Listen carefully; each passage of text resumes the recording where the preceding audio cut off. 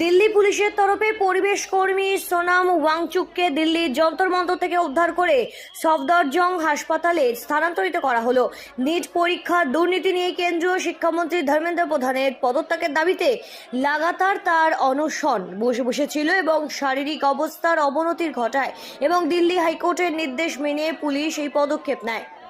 সোনাম ওয়াংচুককে হাসপাতালে নিয়ে যাওয়ার পর পুলিশ যন্তর মন্তরে অবস্থানগত যে সমস্ত অন্যান্য প্রতিবাদকারীরা ছিল তাদের প্রত্যেককেই সেই এলাকা থেকে স্থানান্তরিত করে। বিজ্ঞানী তথা পরিবেশ কর্মী সোনাম ওয়াংচুকে স্বাস্থ্যের অবস্থার দিকেই নজর দিতে এই ধরনের পদক্ষেপ। দিল্লির যন্তর মন্তরে তার লাগাতার অনশন চলছিল এবং তার চিকিৎসক ডক্টর সতীশ লম্বা হুঁশিয়ারিও দিয়েছিলেন যে অনশন এইভাবে যদি চলতে থাকে তাহলে সোনামের শারীরিক একাধিক অঙ্গ প্রত্যঙ্গ বিকল হয়ে যেতে পারে। ওয়াংচুক তার এই প্রতিবাদ শুরু করেছিল 2026 সালের 28শে জুন। আর ককরোচ জনতা পার্টি অর্থাৎ সিজেপির ডাকা এই বিক্ষোভে তিনি যোগ দিয়েছিলেন।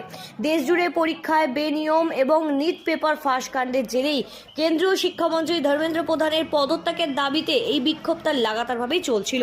দীর্ঘ অনশনের ফলে সোনামের শারীরিক মারাত্মক প্রভাব পড়ছিল আর ওজন কম হচ্ছিল, যার ফলে তার কিন্তু শারীরিক অবস্থা আরও বিপজ্জনক হতে পারে। আর সেই জন্যই কিন্তু দিল্লি পুলিশের তরফে পরিবেশ কর্মী সোনাম ওয়াংচুককে দিল্লির যন্তর মন্তর থেকে উদ্ধার করে সেখান থেকে সরিয়ে তাকে হাসপাতালে নিয়ে যাওয়া হয়।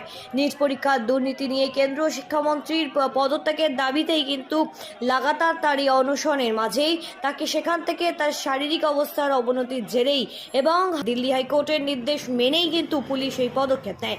সোনাম ওয়াংচুককে হাসপাতালে নিয়ে যাওয়ার পর পুলিশ যন্তর মন্তরে অবস্থানরত অন্যান্য প্রতিবাদকারীদের সেখান থেকে স্থানান্তরিত করে।